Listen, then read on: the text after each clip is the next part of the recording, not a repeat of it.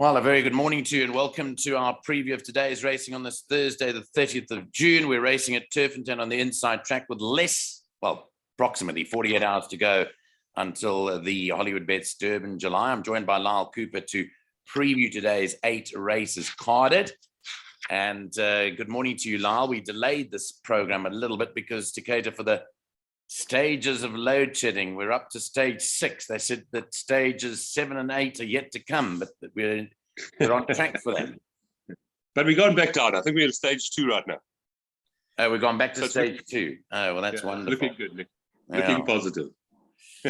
Okay, well, I don't know if you've managed to catch our selections with Robert Blumberg for July Day. We did a show with him on Tuesday night with the Ringer. And yes, we are absolutely privileged to have a man of Robert Blumberg's caliber to join us on Clocking the Gallop. And he'll also be obviously chipping in for our, you might know about this, we've been talking about it the whole week, is our subscribers come on for Clocking the Gallop Extra, which starts tomorrow. Here it is. Just one final reminder of it before it starts tomorrow. You can come on board for 250 Rand and get our selections for 4 days of racing, starting Friday the 1st, running through to Monday the 4th. Make your deposit today of 250 Rand into the Clocking the Gallop First National Bank current account number on your screen, and you'll receive all our 4 selection sheets starting tomorrow for Fairview, Saturday for Greyville, Sunday for Turffontein, and Monday for Kenilworth. And our full team obviously are busy working on those selections as we speak. So looking forward to having you on board that. So that's the admin out the way. Let's go on with today's racing. I quite like the card today, Lyall. I've had a good look at it, and I've studied hard, and I'm wanting to find out whether we agree on the same horses. But let's go into it and start off with race number 1. I'll also read through the changes as we go through. I couldn't believe the track condition was posted as good to soft at the Vaal. I know we did that little interview before the running of the first race. We were on the track. I don't think it was anywhere close to good to soft. Well, today's posted as good. So thank you. Yes, correct. Sanity's prevailed and the going is good today. And I will be standing on the track in about 2 hours from now, so I'll have a look at it, Nico. Well, please feedback on that. My cat's just agreeing with me. He thinks that the Turffontein track is also good today. So Fluffy thinks the same. Okay, the first race is a juvenile plate for fillies over 1,200 meters. And I'm going to just go to the changes as well, Lyall. The latest changes, no changes in the first race of the day. So that is as carded. Now, this favourite Gobsmacked, I missed her debut run when she beat Queen of Gaul comfortably by 3 lengths. She's at 6-10 today, Gobsmacked. And basically the rest are 5-1 and better. Do you think Gobsmacked will pull it off? Yeah, I think Gobsmacked will win, Nico. That was a very impressive debut. King in the Mellow is riding so incredibly well at the moment. She won as she liked on debut. I did write to them when I studied this field. I said an interesting race because Gobsmacked really should win. But even a horse like number 2, Gimme the Flame, if you look at 1 or 2 of these form lines, Ororari Gold, Flower Bomb, Itso Facto, I thought Gimme the Flame could be there and thereabouts. And a horse that could improve could be the 9, Viva Mi Vida, if that's how you pronounce it. Roy Magna. Roy Magna's comment here, Nico, rested, now, fit and well. Gavin Marina aboard. So for me, I think that could be the real little lurker for a place. And then even the horse like number 7. But I do think number 1, Gobsmacked, will win. But the 2, the 9, and the 7, I'm certainly going to be watching these ones and see how they go. And then the 5, the first timer on the quest list, the mare did win over 1,200 to 14. So a bit of speed there as well. So it's quite an interesting first race. It is. Just very quickly with Gobsmacked, I think the reason why Johan Janssen van Vuren went to go and buy her was because she's the half-sister to Mighty High, who was his big Group 1 winner when she won at Scottsville. She won that... I think the Alan Robertson, or it was the, I think it was the Alan Robertson, that she won that day. Anyway, I think that's why he bought her. She's by Karari. Like you said, Gimme the Flame has run some good races. Pierce Stradham takes the ride, and she's got cheek pieces on today as Gimme the Flame for the first time. But I thought they'd have to go some to back Gobsmacked, actually. Well, Gobsmacked beat winners. We must mention to the viewers that Gobsmacked beat winners on debut. Gobsmack did beat winners on debut, correct. 100% right. So very strong call. Very, very strong. Just very quickly, John Finlayson is a very prominent owner in horse racing in South Africa. And he names all his horses after songs. Very much in the music, in the vein of music. So this song, Viva Ma Vida, which I actually went to go and listen to last night, is by Mark Anthony. The singer Mark Anthony, and it's a very catchy tune. And John, if he's listening out there, won't mind me saying that I first met John Finlayson when I first moved to Joburg in 1996 in a nightclub of all places. And he bumped into me. He said, "Nico, are you the Nico from racing?" And we've been mates ever since. The point is that he loves his music, and hence. Now, can I ask you a question? Yeah. Did you have a ponytail when you were in that nightclub? No. In 1996, definitely not. Why? Did you think I would have? No, I'm just checking. I think it would suit you. That particular nightclub, I may have been thrown out by someone who had a ponytail, but I was yeah. Okay, so that's the first race. So I'm quite big on Gobsmack, but I hear you with the others. But I think that they have to go some to catch that one. Okay, agreed. Is a juvenile plate start of the place accumulated over 1,200 meters. Here you can scratch number 4. Chasen is out of the second race. Just ran the other day and ran well back. So here, once again, if we look at the betting, number 1, Mercantor, is at 7-10. Number 2, Ridge Runner, has eased to 5-2. But look at the money for this horse, Boisterous.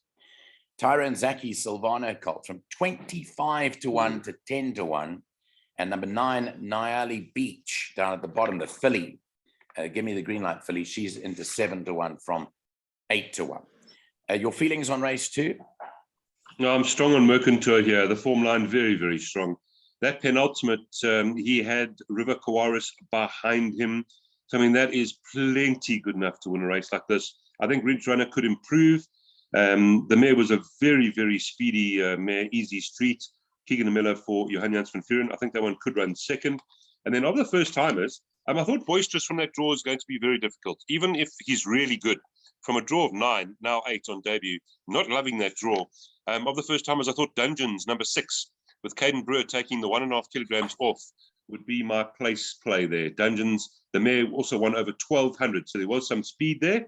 So for me, 1 strong from 2, 6, 3, and then 9. Yeah, so just very quickly, I do these unofficial ratings on these juveniles and come up with numbers. So my number on Mercantor is 110 plus. Exactly.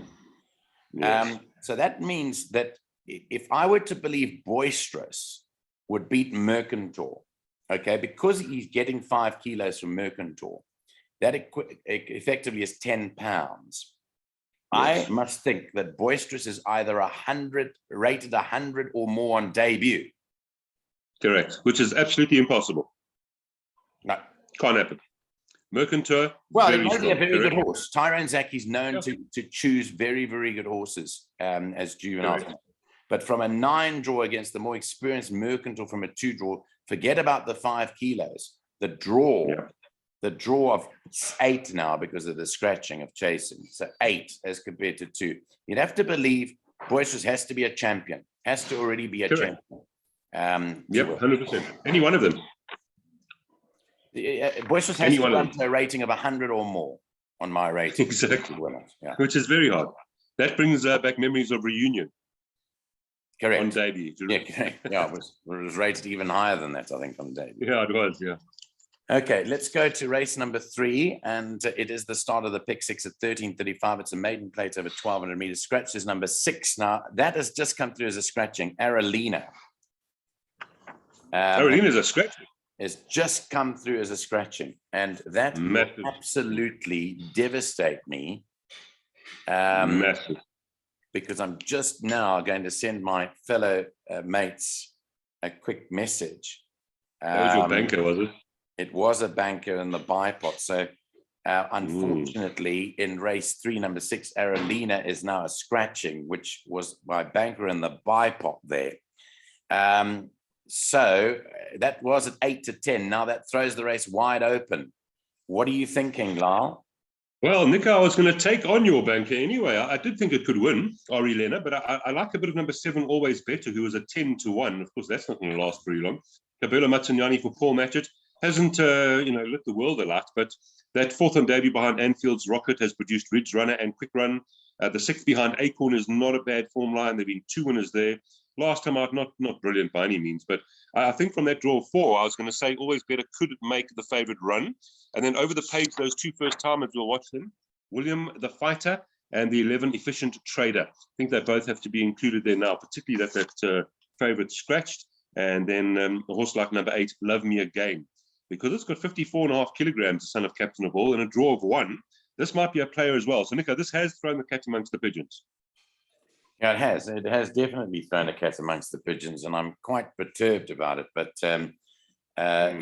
instead then of the banker, number 6, Aralina, I have to go with the horse that you mentioned, 7, Always Better, 10, William the Fighter, and 11, Efficient Trader. So instead of Nico, I've got to mention one more quickly. Number 2, Full Go. Yeah. Earmuffs on. Just look at that run. 3 runs ago, course and distance. Just over a short head behind Vesuvio, and if he reproduces that run, he can win this race. So I'm not going to leave him out of the pick 6 either. Okay. So I'm just working out what I'm going to change my bipot banker in the 3rd leg to. So I'm now changing it. I'm going to put in Full Go then. Okay, so I'm going 2, 7, 10, 11 instead of that banker, which now means instead of having a 12 rand perm, I've now got a 48 rand bipot perm in that 3rd leg. That's fine. 2, 7, 10, and 11 there. But people will be able to see that on the Take a Bet show. Okay, so let's move on to the next race number 4. And this is the start of the first jackpot. It's a maiden over 1450.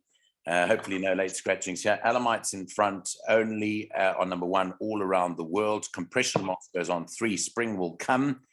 And blinkers on number 4, Chariot Master.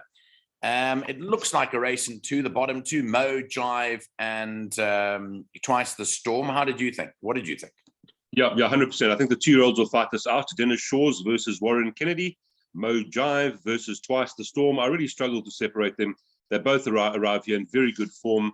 Mo Jive is drawn at 1, whereas Twice the Storm is drawn at 8. So I will go for Mo Jive because of the draw to beat number 10, Twice the Storm. But I see it as a straight match race here, Nico. Yeah, I'm going to actually even go one better than you, and I'm going to tip Mo Jive as the banker of the day. I think it'll win comfortably. Look at Fani Broncos. In fact, if you'll just bear with me, how well has Fani Broncos come of late? And his horse is just going so well, and he's a very capable trainer. I think he's now come into his own. He knows, well, he's always known what horses are all about, but he's come into his own in the training ranks. He's been training, I think, for about 18 months now in his own name. But I just want to show you something courtesy of our friends at Form Grids. And this is just having a quick look, because I'm a very, as you are now, very much the stats man. And I want to show you exactly why I like Mo Jive today. And I think it's a good thing. I think I'll be taking the prices about it. But here we go. Here is just a look at Fani Broncos' latest form. If I click on here, you'll be able to see here is the form of Fani Broncos. Look at all those green numbers representing winners. So in June, the month of June, 1, 2, 3, 4, 5, 6, 7, 8 winners in June. I think this is his best month ever. And it could go a small stable 9 today. For good old Fani. So we wish him all the best. I'm going for Mo Jive to beat the other horse there, which is Twice the Storm. Okay, so that's my take on that race. Let's move on to race 5, which is an MR96 handicap over 1450. I found this very competitive. In this race, Bowie number 1 has now got blinkers on and the earmuffs off. Now, Sean Terry plays around with these equipment changes on Bowie. Between the blinkers and the earmuffs. So the talk now is that the blinkers are on, the earmuffs are off, and number 5, Nordic Rebel, has a compression mask on. What did you think of race 5, Lyall, whilst I look for the betting? Very good race, very competitive race. I'm going to go at number 4, Ultra Quick. Keegan de Mello for Johan Jans van Vuren. Loves the track, drawn perfectly at 2. And with the merit rating coming down 2, I think Ultra Quick for me is the horse to beat, but it's very competitive. We have to mention Bowie, strong horse. Castletown, of course, has to be mentioned. And a bit of value for the punters. Number 10, Twice as Splendid, right at the bottom. Although the Son of Twice Over's drawn 9, 51 kilograms.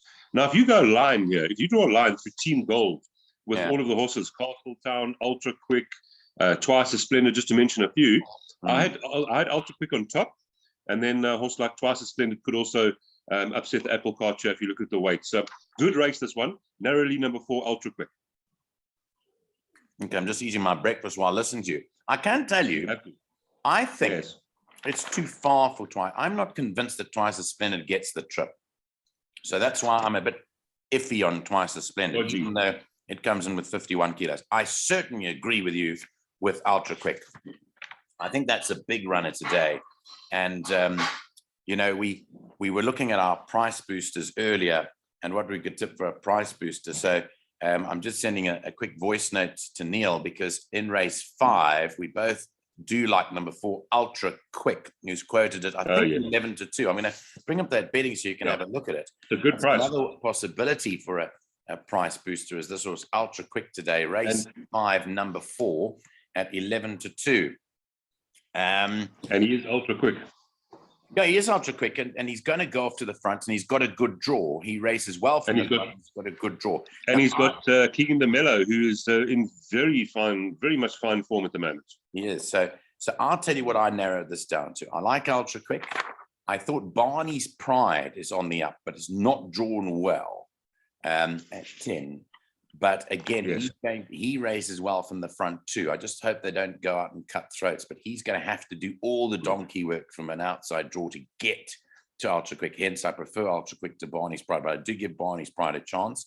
This horse, Noble Sniper's been back from 12 to 1 into 7s, comes in with just 52 kilos, but I rated him early on in his career. He just hasn't produced it here in Joburg yet. He's capable of popping up, and I think he's got a chance. Yes. Then you've got number 8, Ballon d'Or, who races well at this course over this distance, still finding his feet in the new yard is Ballon d'Or from the Boertus Vosloo stables out at the Val. He's quoted as much as 14 to 1. But I do agree with you. I think Ultra Quick will go really close, and I think at 11 to 2, that could be the value horse here.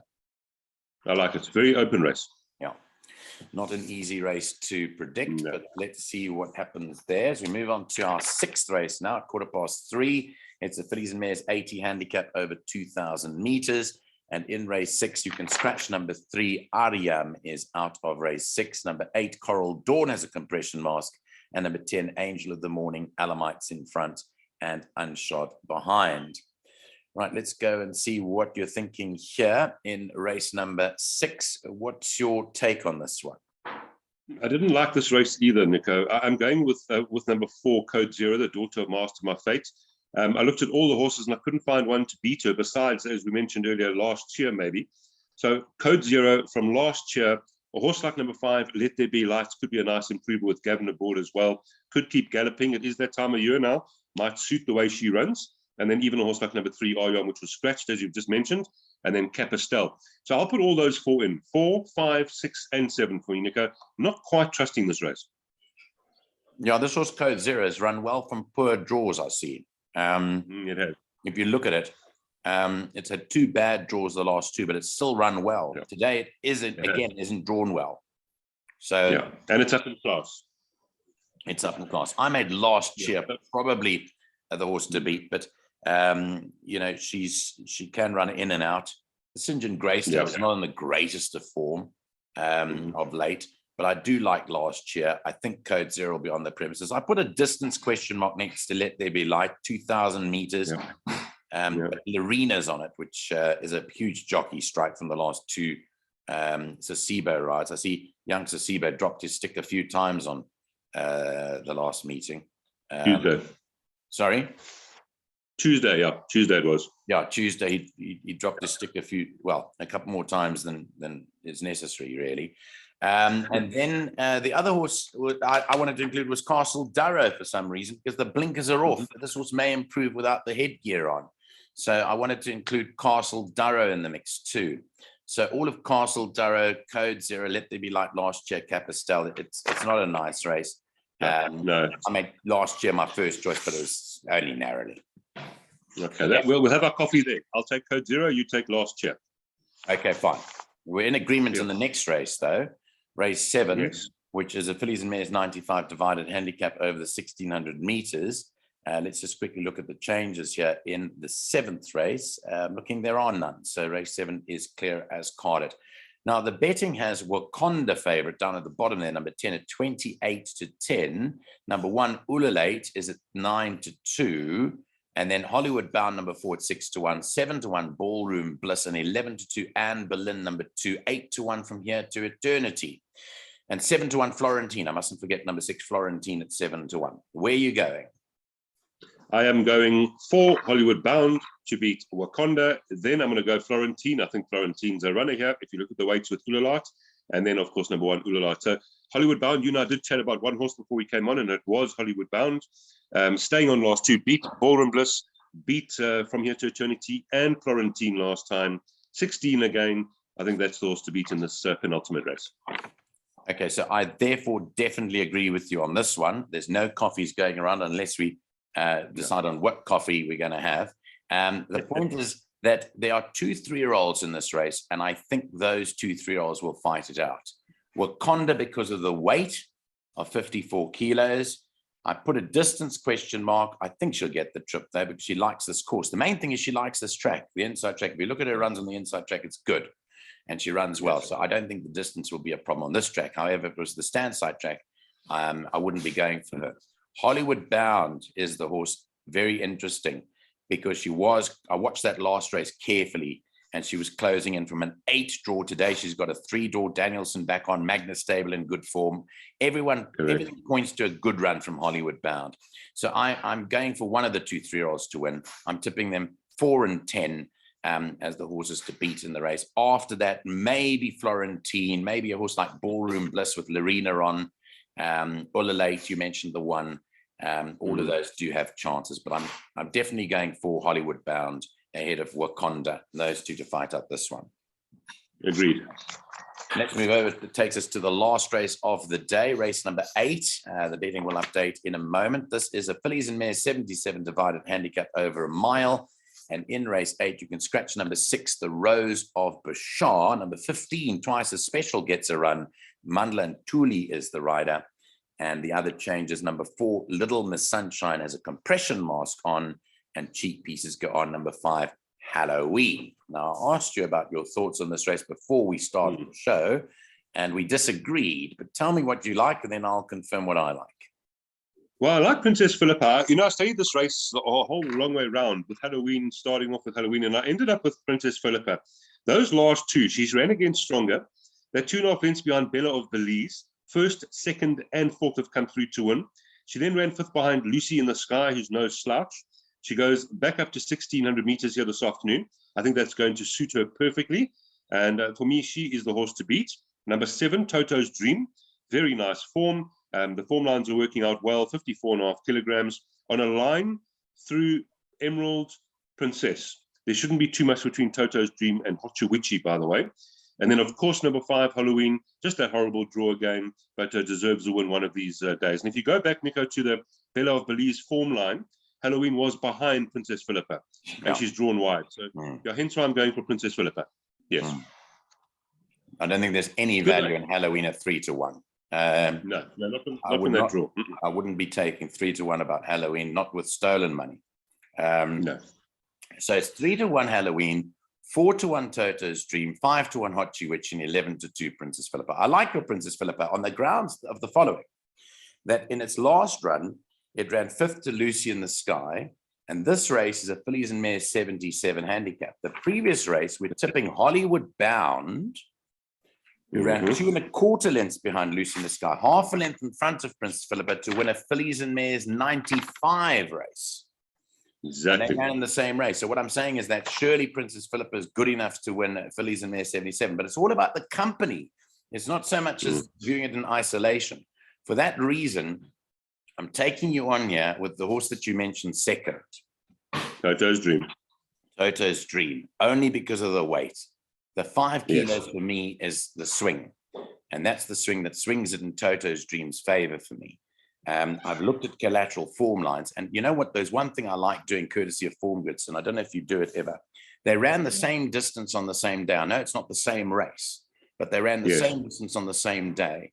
And Toto's Dream thumped Princess Philippa on times. Yes. And by I thumping, think Princess Philippa was just warming up for today. yeah. Look, I went for Princess Philippa last time out in a big way. You know, I went for Princess Philippa last time out in a big way. But I'm prepared to have the second coffee on this one. I know we took the coffee earlier, but let's have the second coffee. I know you do tip at second, so it's Toto's Dream up against Princess Philippa, a coffee on that one. Outside of that, Hotchie Witchy would have to come in. I do want to mention one other horse to you, and that's the Boertus Foster runner Global Louise, number 8, which I also thought had a chance, not drawn well, but look when it wasn't drawn well behind Kai and Judy a couple of runs ago. She's coming down in trip, and I think that might just suit her.